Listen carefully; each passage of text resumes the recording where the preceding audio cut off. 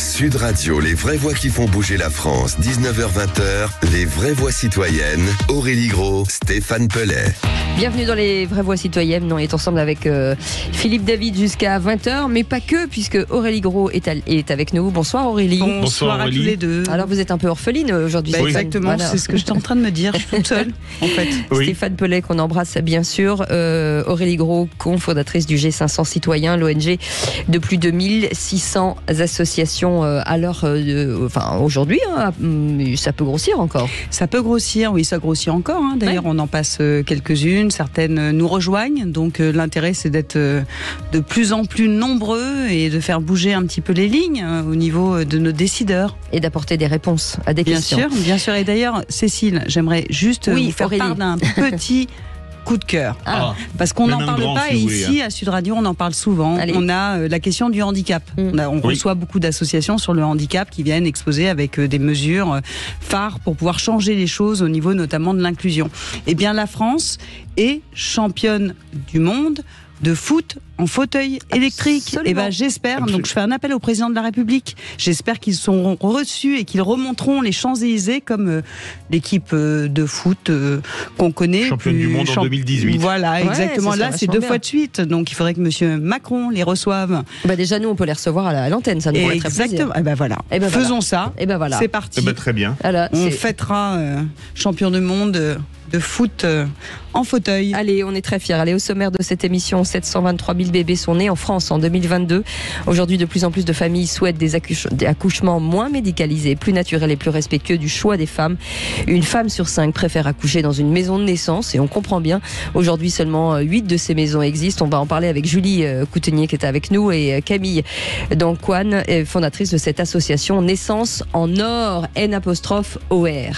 Entre 800 000 et 1 million d'élèves seraient victimes de harcèlement chaque année. Le ministère de l'Éducation nationale a promis des moyens supplémentaires et pris diverses mesures, telles que le signalement des frais préoccupants au procureur, la désignation d'un référent dans chaque établissement scolaire, l'extension du programme phare au lycée et l'instauration d'une heure de sensibilisation dans chaque collège.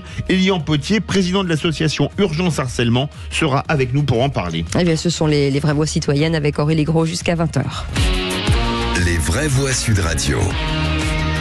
Et cette association dont on vient de parler, Naissance en Or, avec Camille Dancoine qui est avec nous. Bonsoir, merci d'être avec nous en direct sur Sud Radio. Cette belle association qui propose aux femmes justement un accouchement plus en lien avec leurs besoins. Oui, et ce qui est étonnant, c'est que le gouvernement s'est engagé à ouvrir 12 nouvelles maisons de naissance d'ici la fin 2022. Et à ce jour, aucune n'a vu le jour. Je me répète, oui, mais c'est quand même dommage parce qu'en pleine crise du système de santé, on le connaît, on en parle souvent ici, c'est une pratique qui peut apporter une offre supplémentaire à des patientes. Et là, on a 8 sages-femmes dans le Nord qui ont monté une association et qui veulent monter cette maison de santé. Donc, on s'est dit que ce serait quand même super d'en parler. Donc, bonsoir Camille Dancoine et Julie Coutenier. Racontez-nous un petit peu le début de cette aventure. Alors on va commencer par Camille qui est avec nous. Cette aventure, elle démarre d'où ? Alors en fait, du coup, peut-être pour me présenter, je suis sage-femme libérale et j'ai travaillé également en hospitalier. Et aujourd'hui, je suis membre fondatrice du coup de l'association Naissance en Or, dont fait partie Julie. C'est une association qui a vu le jour en 2020 suite à l'annonce de la pérennisation des maisons de naissance.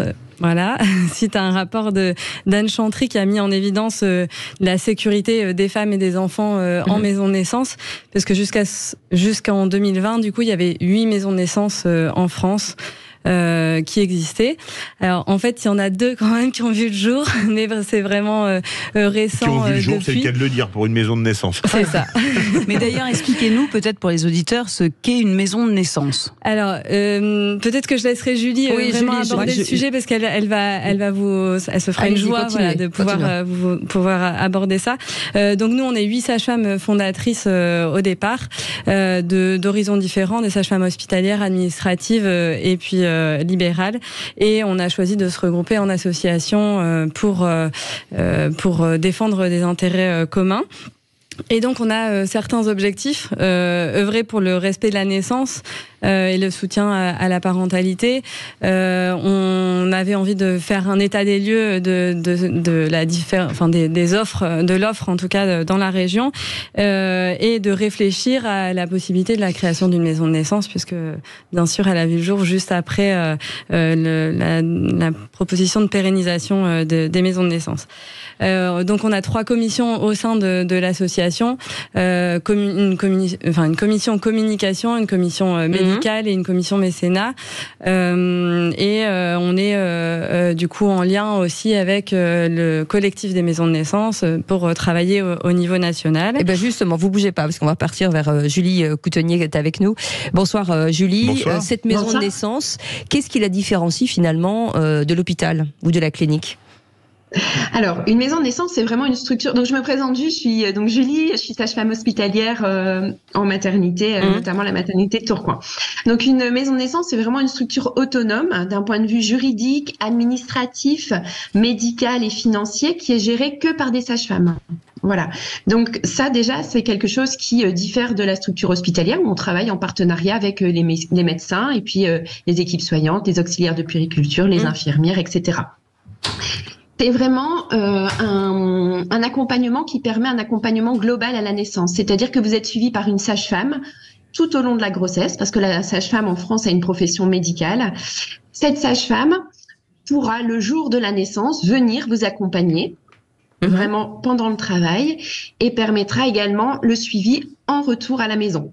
Voilà, donc c'est vraiment, ça s'apparente à de l'accouchement ambulatoire parce qu'il n'y a pas d'hospitalisation. Ça aussi, c'est une grande différence avec la structure hospitalière. Voilà, donc on est dans le mode one-to-one, une femme, une sage-femme. Ce que les sages-femmes actuellement revendiquent, vraiment, c'est cette proximité et cette sécurité médicale pour les couples. Mais est-ce que la proximité d'un hôpital ou d'une clinique est obligatoire au cas où, c'est heureusement pas la majorité des cas, l'accouchement ne se passerait pas bien ? Alors en France, oui. C'est pas le cas partout dans le monde. En tout cas, en France, dans la loi, les maisons de naissance doivent être vraiment à proximité immédiate d'un hôpital. Qu'est-ce qu'on appelle proximité immédiate ? Moins de 10 minutes, moins de 5 minutes Alors, un délai compatible avec l'urgence, le transfert en urgence. Ouais, en gros, là, dans le projet que nous, on a, c'est un sous-sol, un couloir en sous-sol qui nous permet de relier la maison de naissance à la maternité partenaire. Aujourd'hui, il y a... Allez-y, je vous écoute. Dans le décret, c'est clairement écrit, il n'y a pas de notion de distance ni de temporalité, mais par contre, il est écrit qu'une femme ou un nouveau-né doivent être transportés de manière allongée, non motorisée, dans des délais compatibles avec l'urgence.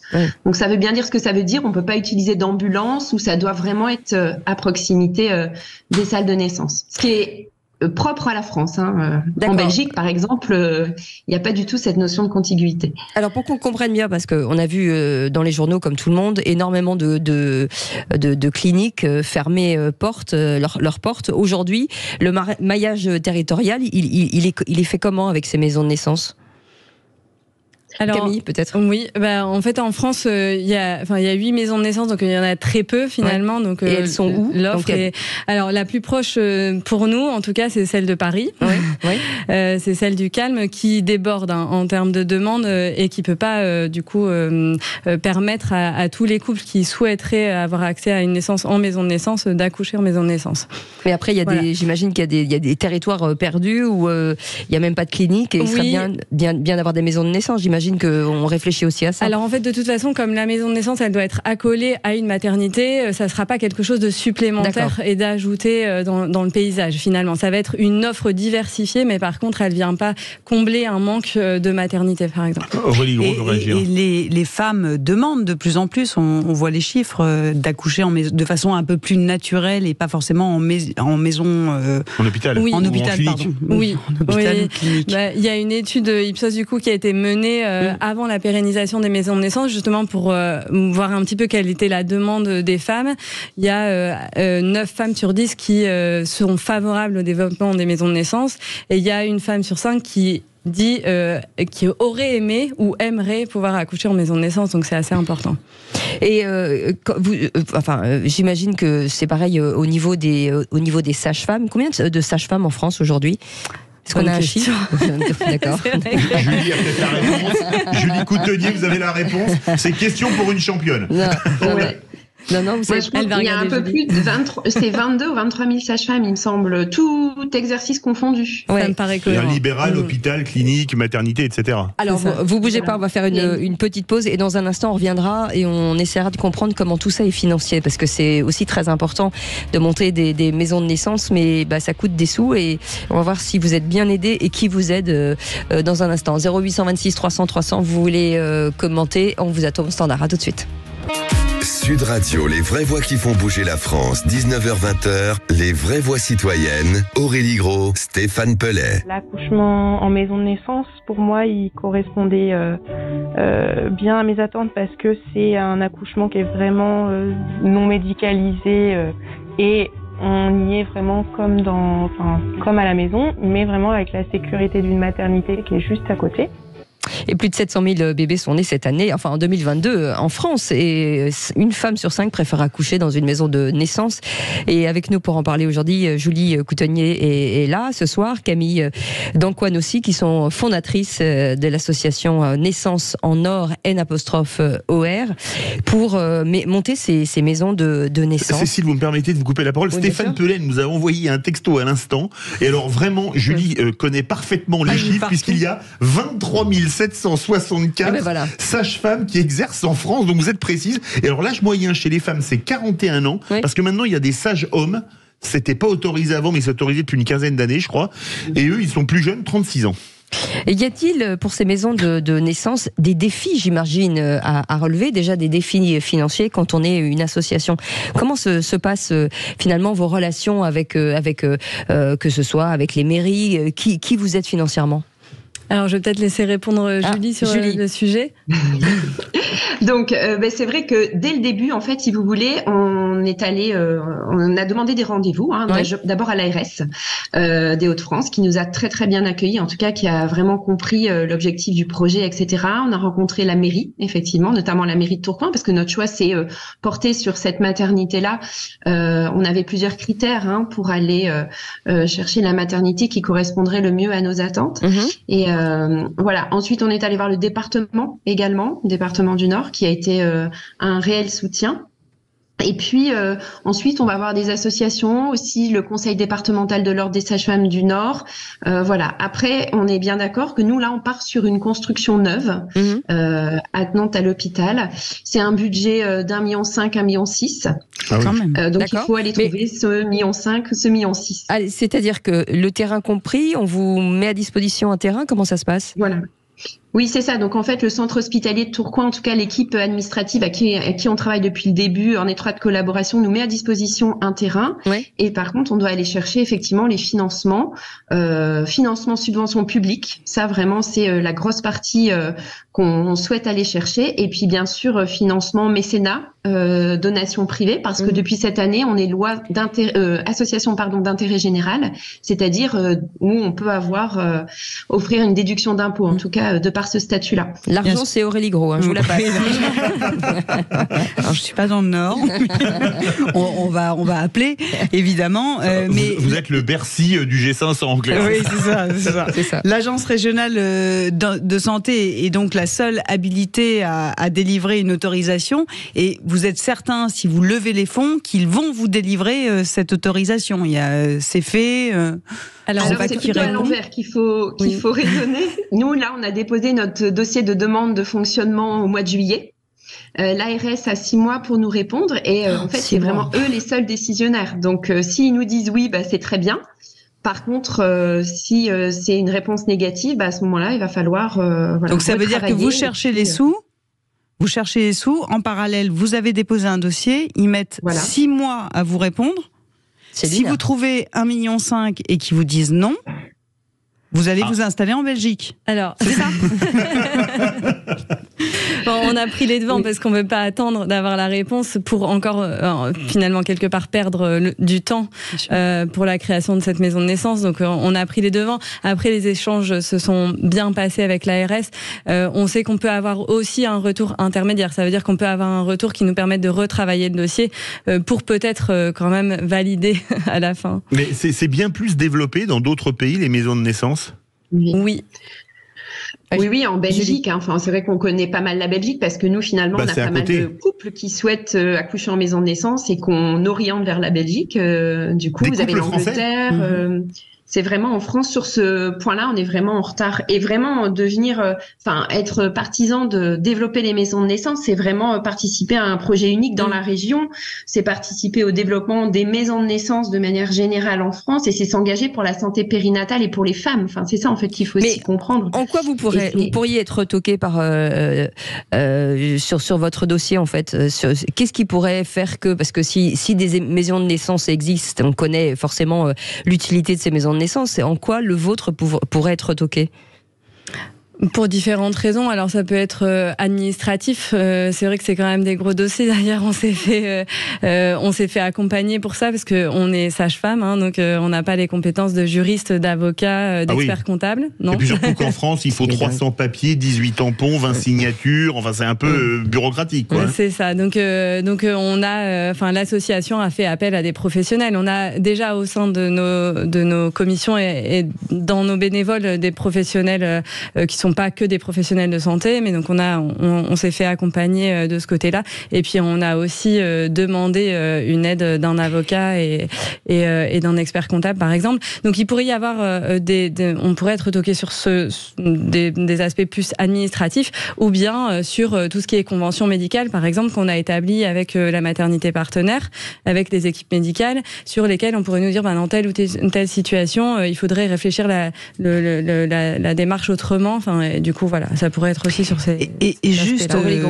pour faire une petite précision, les maisons de naissance ont été autorisées à titre expérimental en 2015 en France. C'est récent, donc c'est très très récent, et c'est plutôt une avancée qu'on ouvre comme ça le champ.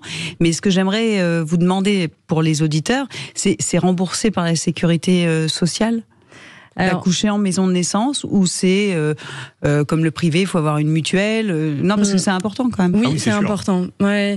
En fait, en partie, oui. En tout cas, comme c'est autorisé, en tout cas, il y a des autorisations de fonctionnement. Il y a toujours une convention avec la sécurité sociale qui prend en charge les actes médicaux ou accompagnement pendant la grossesse, de la naissance et des suivis postnatal. Mais par contre, ça permet pas cette nomenclature-là et ces facturations-là auprès de la Sécu ne permettent pas de rémunérer correctement les sages-femmes qui travaillent. Voilà. Donc les maisons de naissance fonctionnent avec des dépassements d'honoraires qui seront remboursés par les mutuelles. Peut-être par les mutuelles. Alors, on aimerait beaucoup avoir du coup un système qui fonctionne avec une prise en charge globale. Il faut savoir que les maisons de naissance, elles fonctionnent donc en partie les sages-femmes sont rémunérées par la sécurité sociale, mais les maisons de naissance, elles fonctionnent avec un FIR qui est actuellement de 170 000 euros annuels qui sont du coup alloués par l'ARS voilà, pour chaque maison de naissance. On ne sait pas de combien il serait. Voilà. Donc on a aussi partagé notre souhait, par exemple, de prendre en charge ce dépassement d'honoraires dans le FIR, en tout cas d'avoir un FIR plus important qui permette de rendre accessible l'accouchement en maison de naissance aux familles sans avoir besoin de participer avec un dépassement d'honoraires. Est-ce que c'est une grosse maison de naissance, Julie, que vous souhaitez mettre en place ? Ça veut dire que la projection, c'est combien d'accouchements par an ? Alors en fait, on part sur environ 220 suivis par an, et ce qui arriverait environ à 120 naissances, parce qu'il faut savoir qu'il y a quand même pas mal de transferts, que ça soit pendant la grossesse, la naissance, mais également pendant le postpartum. Les femmes qui sont autorisées à accoucher en maison de naissance sont des femmes en bonne santé, vraiment, qui souhaitent une naissance sans péridurale. Et donc on part sur environ 120 naissances, ce qui est déjà beaucoup, et en plus on sait qu'on va devoir refuser des femmes. Ouais. C'est sûr. Mais je me pose une question. Parce qu'on part sur environ 275 mètres carrés avec 2 chambres de naissance. Oui, pardon, excusez-moi. Non, allez-y, terminez. J'ai gardé ma question. C'est pas là de votre Julie. Vas-y, Philippe. Non, la question que je me pose. Oui, allez-y. Non, en fait, il faut vraiment se dire qu'une maison de naissance, c'est comme chez vous. C'est pas un hôpital, c'est pas des salles nature, c'est vraiment une maison. Nous, on part sur 275 mètres carrés avec 2 chambres de naissance, une cuisine, un lieu de vie, donc un salon. Bien sûr, il y a une partie un peu plus médicale parce qu'on fait le suivi aussi dans la maison de naissance. Donc, on a 2 cabinets de consultation, une grande salle de préparation à la naissance, du rangement évidemment. Et c'est un lieu de vie chaleureux, intime et sécuritaire où il y a une grosse vie associative. C'est-à-dire qu'on inclut beaucoup les parents et puis également les acteurs autour de la périnatalité qui souhaitent venir faire des ateliers. Voilà, donc c'est vraiment quelque chose de... Je vais me poser une question rapide, mais ça me paraît fou parce qu'une maison de naissance... Il n'y a pas de gynéco-obstétricien, il y a beaucoup moins de matériel, comme déjà vous faites pas de péridurale, il n'y a pas de réanimation. Ça devrait coûter beaucoup moins cher à la sécurité sociale de faire un accouchement dans une maison de naissance que dans une clinique ou dans un hôpital. Pourquoi il n'y en a pas plus? Désolé, je parle. Oui, parce qu'on pourrait réserver les accouchements difficiles aux hôpitaux et envoyer les femmes qui accouchent facilement dans les maisons de naissance. On est bien d'accord. Pourquoi? Alors, je sais que c'est bêtement économique ce que je dis.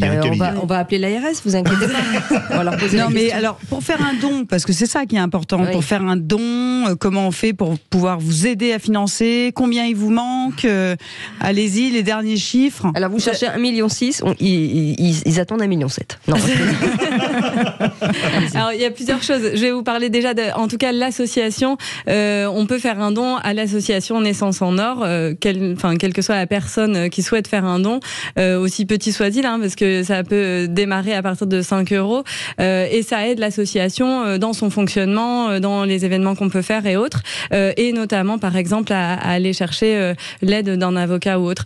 Après, je laisse Julie peut-être parler plus de la partie... Rapidement, Julie, parce qu'on est déjà très en retard. Oui. Allez-y, Julie.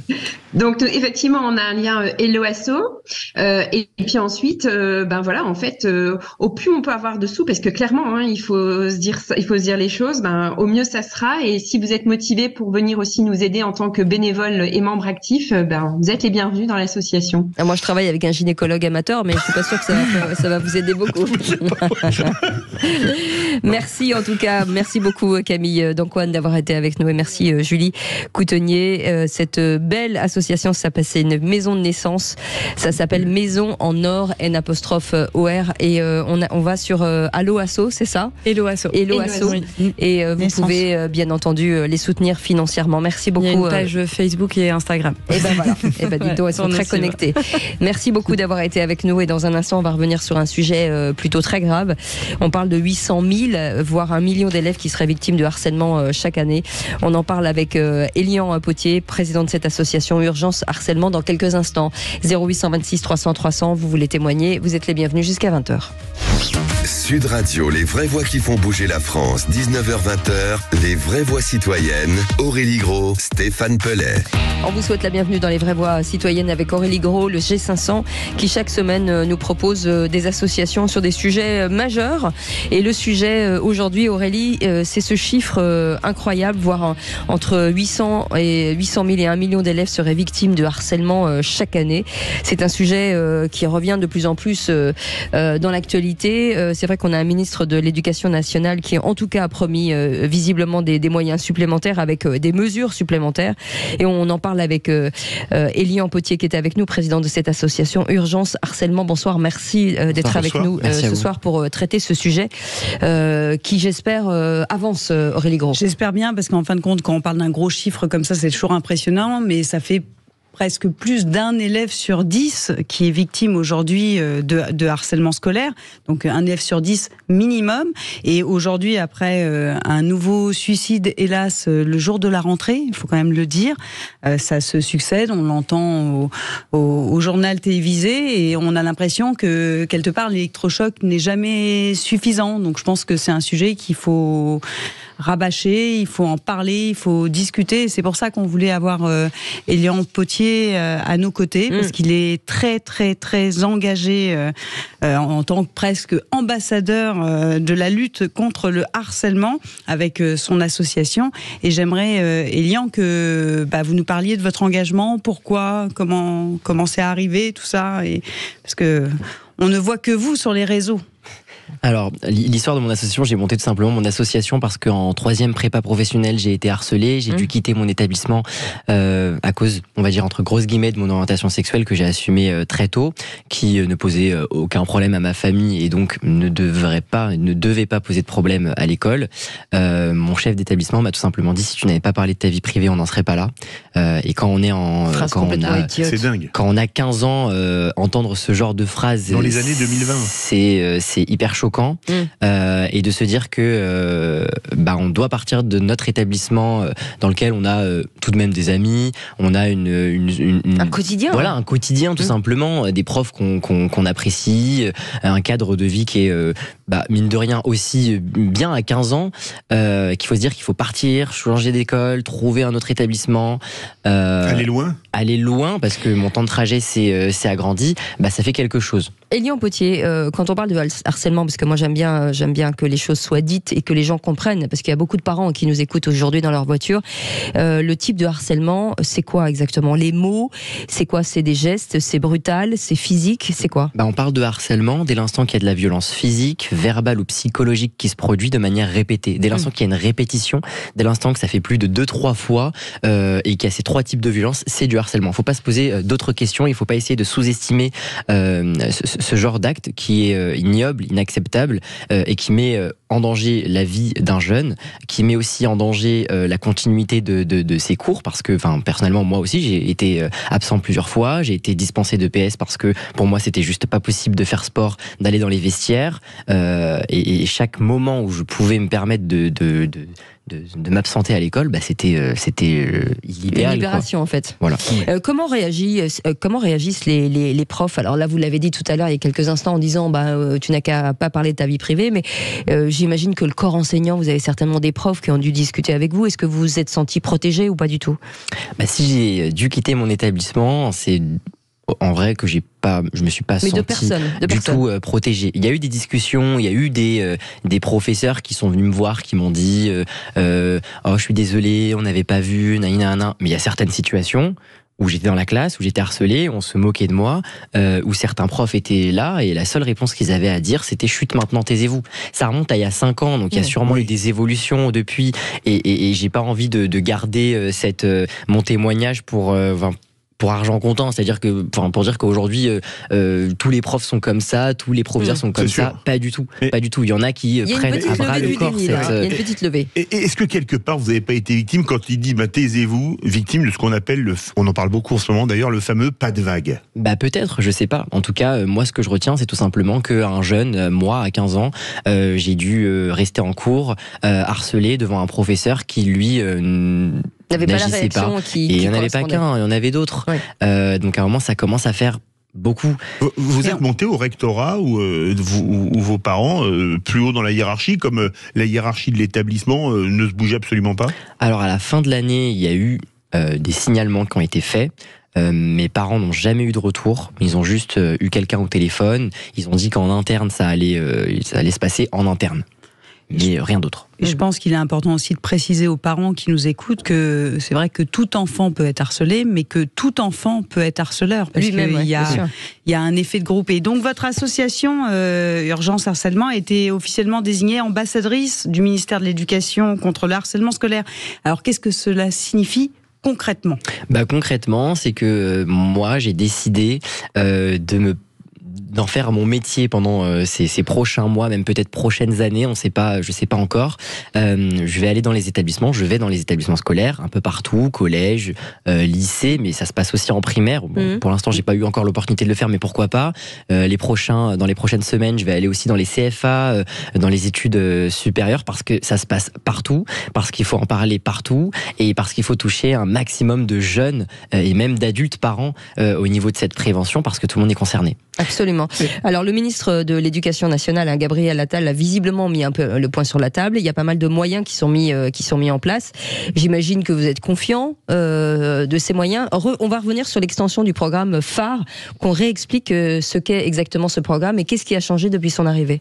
Alors qu'est-ce qui a changé? Alors je suis pas, je ne connais pas 100% le programme phare. Je sais qu'il a été étendu au niveau du lycée, donc c'est des mallettes qui sont mises à disposition des enseignants pour pouvoir parler du harcèlement avec les jeunes à travers différents outils. Je l'ai. C'est autour de 8 piliers: mesurer le climat scolaire, prévenir le phénomène de harcèlement, former une communauté protectrice de professeurs et de personnel pour les élèves, intervenir efficacement sur les situations de harcèlement, associer les parents et les partenaires et communiquer sur ce programme, et mobiliser les instances de démocratie scolaire et suivre l'impact de ces actions et mettre à disposition une plateforme dédiée aux ressources. Alors maintenant ça existe, mais maintenant il faut faire fonctionner tout ça, c'est ça, Elian? Il faut faire fonctionner tout ça, donc il y a les professeurs qui ont leur part de responsabilité, mais il y a aussi les parents qui ont leur part de responsabilité, tout le monde a leur part de responsabilité. Moi je fonctionne pas du tout avec le programme phare, parce que c'est vraiment interne à l'éducation nationale. Moi mon association, elle va travailler sur 3 thèmes, qui est la définition du harcèlement, les différents acteurs lors d'une situation de harcèlement à reconnaître. On a évidemment le harceleur, la victime, témoin actif, témoin passif. Qu'est-ce qu'un témoin passif, qu'est-ce qu'un témoin actif? Le témoin passif, c'est celui qui va tout simplement pas vouloir parler parce qu'il a peur des représailles, parce qu'il a peur lui-même d'être victime de harcèlement, ou parce que tout simplement il veut pas se mouiller et qu'il s'en fout concrètement. Et mon objectif, c'est de pouvoir leur dire: vous êtes aujourd'hui tous témoins passifs, qu'est-ce que vous faites concrètement pour devenir témoin actif? Vous allez contacter les numéros qui sont mis en place, 30 20 30 18, bientôt 30 18 officiellement parce qu'ils vont se regrouper. Fusionner, vous allez en parler à qui? À l'infirmière, psychologue, CPE, tous les acteurs au sein de l'école, mais aussi à l'extérieur de l'établissement, aux parents, à toute personne en qui on pourrait avoir confiance pour se confier et en parler. Elian, vous avez parlé... Pardon, allez-y. Non, mais juste, et vous allez vous échanger avec les élèves aussi sur la question des réseaux sociaux, parce que je pense que le harcèlement aujourd'hui a pris une nouvelle forme aussi, c'est-à-dire qu'il va jusqu'à la maison, c'est-à-dire qu'il est numérique. Et même pendant les vacances, et même pendant les vacances, donc il n'y a jamais de coupure. Donc vous en parlez à ce moment-là aux élèves? On en parle. Alors c'est pas le sujet principal de mes interventions, parce que le cyberharcèlement c'est encore une autre problématique qui est tout aussi importante, mais je leur parle des numéros qui sont mis à disposition, et en l'occurrence aujourd'hui le 3018 qui est géré par l'association e-enfance, et qui permet à nous, aux jeunes, de pouvoir signaler qu'on soit victime ou témoin des contenus sur les réseaux sociaux, donc des photos qui sont publiées à caractère sexuel, ou du moins des messages qui mettraient en danger la vie d'un jeune, qui permet de signaler via l'application e-enfance ou via le 3018 ces contenus, et qui sont supprimés de l'ordre de, je crois, 20 à 30 minutes maximum par les plateformes grâce à e-enfance. Et donc je veux surtout aussi leur communiquer ces moyens qui sont mis à disposition pour que eux puissent les retirer le plus vite possible, parce que là on parle vraiment de rapidité pour éviter d'être témoin de situations comme on a pu le voir cette année, qui sont juste horribles. Vous restez avec nous, Elian Potier. On revient dans quelques instants, président de l'association Urgence Harcèlement. 0826 300 300. Vous avez envie de témoigner, vous êtes prof, vous êtes parent d'élèves ou même élève vous-même. 0826 300 300. On est ensemble jusqu'à 20h. À tout de suite. Sud Radio, les vraies voix qui font bouger la France. 19h-20h, les vraies voix citoyennes. Aurélie Gros, Stéphane Pellet. C'était on va te tuer, t'es morte, lundi on va t'attraper, j'ai rien dans la tête, que je suis pas intelligente, que j'ai rien à faire ici. À chaque fois que je rentrais, je me regardais dans le miroir et je me disais qu'ils ont peut-être raison. Les cas de harcèlement scolaire sont édifiants. Entre 800 000 et 1 million d'élèves victimes de harcèlement chaque année, et ce chiffre forcément augmente, mais il faut qu'il diminue, et on en parle avec Elian Potier qui est avec nous, président de l'association Urgence Harcèlement. Allez-y Philippe. Oui, justement Elian, vous avez parlé de la cause de votre harcèlement. On a entendu cette jeune fille qui témoignait sur le son. Vous, c'était pour votre orientation sexuelle. Quelles sont les principales causes de harcèlement, outre l'orientation sexuelle? Mais là, ça concerne uniquement les ados et pas les enfants, théoriquement. J'aimerais pas trop justifier cette partie-là, parce qu'en fait, il n'y a pas de réelle cause, même si on sait que, bon, voilà, parce que moi, j'ai assumé pleinement mon homosexualité. Je sais pas s'il y a vraiment des vraies causes. Après, ça peut être tout et n'importe quoi. Ça peut être tout et n'importe quoi. Ceux qui sont gros, dont on se moque d'eux, qui sont harcelés, la grossophobie. personne qui reçoit 2 fois d'affilée une mauvaise note. Enfin, en fait, il n'y a pas de logique dans une situation de harcèlement, dans les débuts d'une situation de harcèlement. C'est simplement pour faire rigoler la galerie. Et à cet âge-là, on est prêt à tout. Ouais, exactement. Y a un point important, c'est vous parliez tout à l'heure forcément des parents, du corps enseignant et des élèves. Il faut un maillage de ces gens-là. C'est-à-dire qu'il faut que tous ces gens-là se coordonnent, en fait. C'est ça le problème. C'est comment parler aux enfants sans que les parents soient d'accord et parce que alors où on a des parents qui tombent des nues face à leurs enfants, où on a des parents qui n'arrivent pas à gérer leurs enfants, mais comment on peut faire pour que cette chaîne soit favorable, en tout cas, ou à la baisse du harcèlement scolaire? Moi, je pense que pour que déjà ce sujet ne soit plus un sujet tabou, il faut libérer la parole. Il faut dire aux jeunes qu'aujourd'hui, dès lors que vous êtes harcelé, dès lors que vous êtes victime, dès lors que vous êtes témoin, il faut tout de suite signaler, en parler. Ça, c'est la première chose à faire du côté des jeunes. Mais pour ça, il faut que la parole puisse être recueillie aussi. Évidemment, dire aux professeurs aussi, et moi je l'ai fait la semaine dernière quand j'ai témoigné auprès des professeurs dans un lycée en France, témoigner de ma situation et de leur dire qu'aujourd'hui, dès l'instant qu'ils sont face à un jeune qui se retrouve tout seul dans la classe, qui n'a visiblement pas d'amis même dans la cour de récréation, qui mange tout seul à la cantine, qui se fait embêter ou qu'on rigole sur lui, il faut tout de suite aller à sa rencontre, lui parler, essayer de trouver ne serait-ce que tout petit signe qui montrerait une potentielle situation de harcèlement pour justement l'aider à sortir de ça. Et évidemment, les parents ont un rôle hyper important dans cette lutte, pouvoir repérer une situation dont leur enfant pourrait être victime, ne serait-ce qu'avec des tout petits signaux. On parle des signaux faibles, mais je sais pas. Il y a des, on sait aujourd'hui que certains jeunes, pour montrer leur détresse, vont être un peu plus absents à l'école, ne vont plus manger, vont louper des cours, vont mentir à leurs parents sur certaines notes. Enfin voilà, et essayer de trouver la chose qui se cache dans le jeune pour pouvoir y remédier. Et évidemment, dire aussi à chaque parent que son enfant peut être un jour victime de harcèlement, mais puis qui peut aussi être le harceleur. Ouais. Et que dans ce cas-là, on ne peut pas se permettre de dire non, mon enfant n'est pas comme ça, à l'école c'est pas possible. Parce que quand on est enfant, on n'est pas du tout le même, et ça vous le savez, comme tous, on est tous allés à l'école, on n'est pas du tout le même quand on est allé à l'école. Donc il faut aussi pouvoir recevoir ce témoignage et pouvoir agir en conséquence avec l'équipe éducative. Allez, 0826 300 300, bonsoir. Bonsoir Delphine. Bonsoir Delphine. Oui, bonsoir. Bienvenue sur Sud Radio. Vous vouliez témoigner, Delphine? Ben oui, en fait, je voulais parler de ma fille de 9 ans. Oui. Qui est en CM1 et qui, je pense, subit du harcèlement depuis le début de l'année, en fait. D'accord. Suivant comment elle s'habille ou comment elle se coiffe, il y a un petit groupe qui lui dit t'es dégueulasse, tu ressembles à Titeuf, enfin voilà. Ouais. Au point où elle a commencé à faire pipi dans sa culotte, à cacher des choses, à plus vouloir faire ses devoirs, à montrer plus aucun intérêt à rien. D'accord. Est-ce que vous avez contacté le chef d'établissement? Oui, par exemple. Pardon, j'ai pas compris. Est-ce que vous avez contacté le chef d'établissement, par exemple? Alors, j'ai parlé avec la maîtresse qui m'a dit qu'elle avait rien remarqué, donc qu'elle allait être vigilante.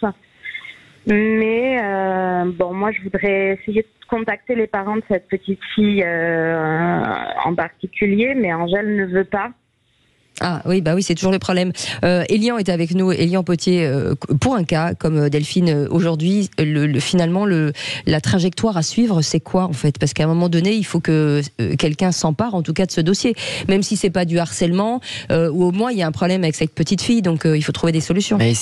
Bonsoir madame, essayez peut-être de communiquer avec les parents. Je sais que c'est difficile à travers l'enfant parce qu'on a peur que ça prenne des proportions énormes. Essayez peut-être aussi de contacter la directrice, et même le numéro qui est mis à disposition pour l'instant, c'est encore le 3020 pour le harcèlement à l'école, ou contacter aussi les associations si vous n'arrivez pas à avoir à trouver de chemin d'entente, et puis moi je me ferai un plaisir malgré ça de vous aider.